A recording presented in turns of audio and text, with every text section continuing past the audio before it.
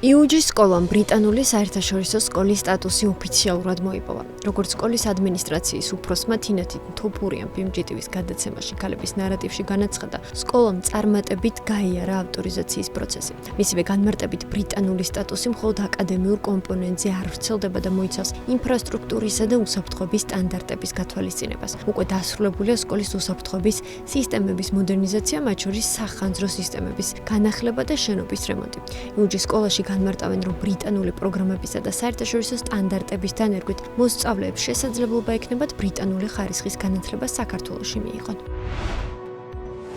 თუ ჩემი კოლეგები საუბრობენ, რომ ფასები მაღალია, მათ ამაში ვერ დავეთანხმები. ამის შესახებ BMG-სთან ტურისტული კომპანიების Travelfy-სა და Around the World-ის დამფუძნებელმა გიორგი მელიქიშვილმა ისაუბრა. მისი თქმით, ავიაბილეთებზე ფასები გასულ წლებთან შედარებით შემცირებულია, ხოლო სასტუმროებზე არსებული 5-10%-იანი ზრდა ამ ცვლილებას აბალანსებს. მისივე თქმით, ფასების შემცირებაზე მნიშვნელოვანი გავლენა მოახდინა ბოლო წუთის ჩავშნებმა, რამაც ავიაბილეთებზე მოთხოვნისა და ფასების დინამიკა შეცვალა. მელიქიშვილის შეფასებით, მიუხედავად სეზონური მერყეობისა გამყვანი ტურიზმის მაჩვენებელი წელს გასული წლის დონეზეა და აგვისტოს ბოლოსთვის მოგზაურთა რაოდენობა გასული წლების შესაბამისად ანალოგიურ მაჩვენებელზე იქნება. რაც შეეხება წელს ყველაზე მოთხოვნად მიმართულებებს. მისი თქმით, ლიდერობს პორტუგალია, ხოლო თურქეთი, კვიპროსი და საბერძნეთის კუნძულები კვლავ ტრადიციულად პოპულარულია.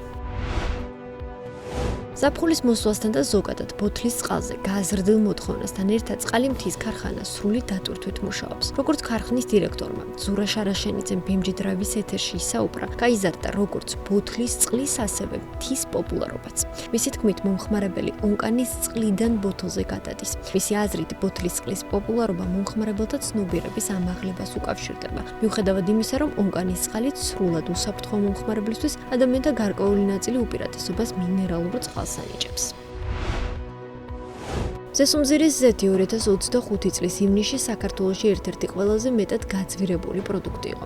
ოფიციალური სტატისტიკით გასულ თვეში ზეთის ფასი წლის ჭრილში 28%-ით გაიზარდა. ადგილობრივ ბაზარზე პროდუქტის დიდი ნაწილი იმპორტულია. იანვარ-ივნისში საქართველომ $400,400,000 19,422 ტონა ზეთი იყიდა.